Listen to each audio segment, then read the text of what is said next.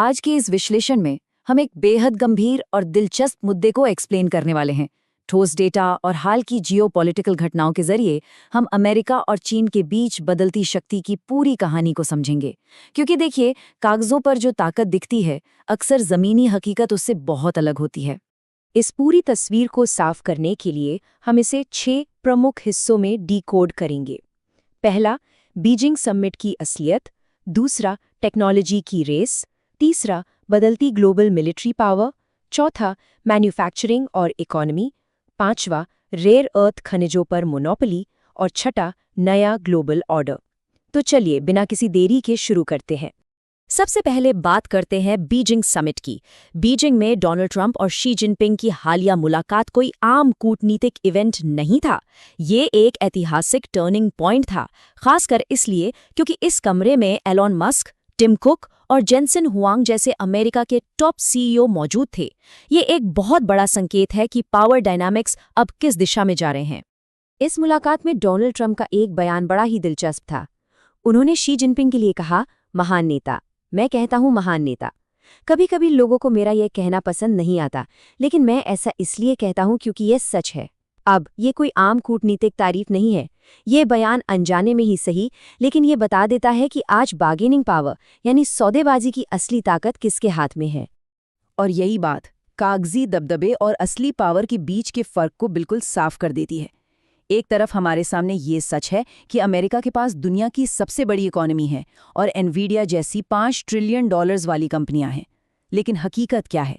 हकीकत ये है कि अमेरिका के सबसे बड़े दिग्गज सीईओ बीजिंग में लाइन लगाकर खड़े हैं ताकि अपनी डील्स पक्की कर सकें। अब दूसरे पहलू पर आते हैं, टेक्नोलॉजी इनोवेशन की रेस। एक वक्त था जब चीन को सिर्फ सस्ते सामानों की फैक्ट्री माना जाता था, लेकिन वो दौर अब पीछे छूट चुका है। आज चीन रिसर्च और डेवलपमेंट के मामले में एक डोमिनेंट फोर्स बन चुका है।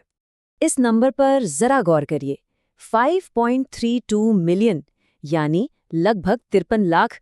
ये वैलिड इन्वेंशन पेटेंट्स का आंकड़ा है, और इसी के साथ चीन दुनिया का पहला ऐसा देश बन गया है जिसने पेटेंट के मामले में 5 मिलियन का जादुई आंकड़ा पार कर लिया है।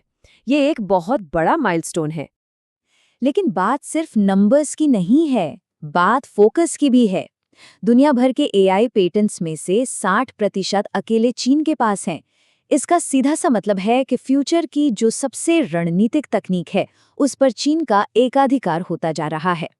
खैर, ये सच है कि एडवांस सेमीकंडक्टर डिजाइन और मैन्युफैक्चरिंग में अमेरिका और ताइवान आज भी आगे हैं। लेकिन चीन जिस रफ्तार से आगे बढ़ रहा है, वो हैरान करने वाला है। बिना बेस्ट चिप्स के भी डीपसीक जैसे एआई मॉडल्स, चैन 504 क्वांटम कंप्यूटिंग और 100 जीबीपीएस की सैटेलाइट डेटा स्पीड जैसी चीजों में चीन ने तेजी से बराबरी कर ली है। हमारा तीसरा पॉइंट है बदलती वैश्विक सैन्य शक्ति। अगर मिलिट्री डोमेन की बात करें तो चीन का रुख अब शांतिपूर्ण विकास से आगे बढ़कर अपनी तकनीकी ताकत के खुले प्रदर्शन की ओर शिफ्ट हो गया है। 2025 की रीसेंट मिलिट्री परेड को ही देख लीजिए। इसमें प्रदर्शित किए गए हथियारों का स्केल और तकनीक दोनों चौंकाने वाले थे।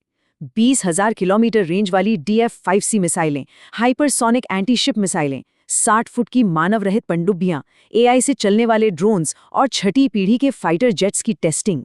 ये साफ तौर पर भविष्य की जंग की तैयारी है। और इसके साथ ही एक और दिलचस्प डायनामिक चल रहा है। एक तरफ हाल के संघर्षों ने अमेरिका के मिलिट्री स्टॉकपाइल्स, खासकर इंटरसेप्टर्स को काफी हद तक कम कर दिया है, और दूसरी तरफ चीन बिना किसी सीधे युद्ध में उतरे ईरान जैसी विरोधी ताकतों को चिप्स और रॉकेट फ्यूल सप्लाई कर रहा है। यानी बिना फ्रंटलाइन पर आए ही चीन एक बड़ी भूमिका निभा रहा है। चलिए अब अपने चौथे पॉइंट की ओर बढ़ते हैं, विनिर्माण और आर्थिक ताकत। इकोनॉमी के आंकड़े एक बहुत ही अलग और रियल पिक्चर पेश करते हैं कि आखिर पैसा और प्रोडक्शन किसके पास है। अक्सर हम नॉमिनल जीडीपी को ही सब कुछ मान लेते हैं। अगर उसे देखें तो अमेरिका $30 ट्रिलियन के साथ टॉप पर दिखता है। लेकिन अगर हम परचेजिंग पावर पैरिटी यानी पीपीपी को देखें तो कहानी बिल्कुल पलट जाती है। पीपीपी के मामले में चीन $40 ट्रिलियन के साथ अमेरिका को एक दशक पहले ही पीछे छोड़ चुका है। और मैन्युफैक्चरिंग की बात करें तो ये 30% का आंकड़ा बहुत कुछ कहता है। दुनिया का 30% भौतिक उत्पादन अकेले चीन में होता है। इसे इस तरह समझिए कि चीन के बाद आने वाले अगले 4 देशों के कुल उत्पादन को मिला भी दिया जाए, तब भी वे चीन की बराबरी नहीं कर सकते। और ये सिर्फ किसी भी आम सामान की बात नहीं है। भविष्य की ग्रीन इकोनॉमी पूरी तरह चीन पर निर्भर है। सोलर पैनल्स के ग्लोबल मार्केट में 80% और इलेक्ट्रिक व्हीकल बैटरी में 70% हिस्सेदारी चीन के पास है। ये एक ऐसी बढ़त है जिसे नज़रअंदाज करना नामुमकिन है।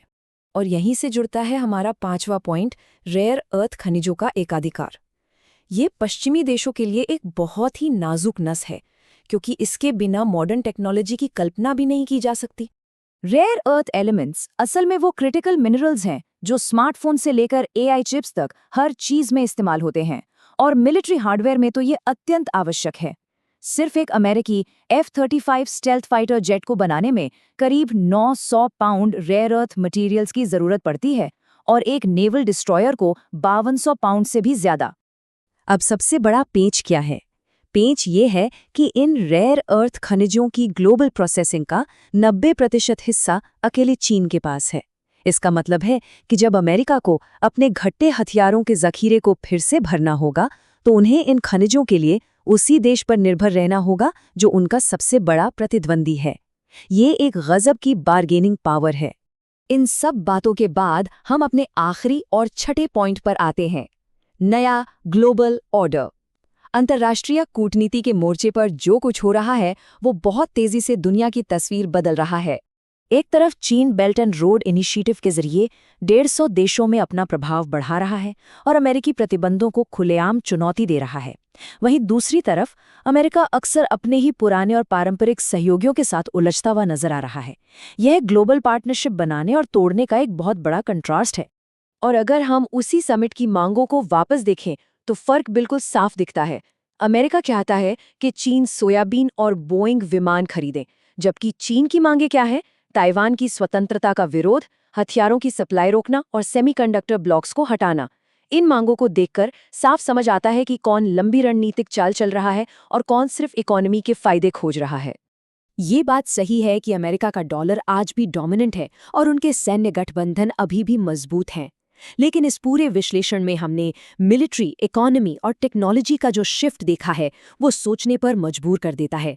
क्या सच में ग्लोबल लीडर का ताज आधिकारिक तौर पर सरेंडर किया जा चुका है? ये एक ऐसा सवाल है जिसका जवाब हमें आने वाले कुछ ही सालों में मिल जाएगा। इस गहराई भरे विश्लेषण का हिस्सा बनने के लिए शुक्रिया।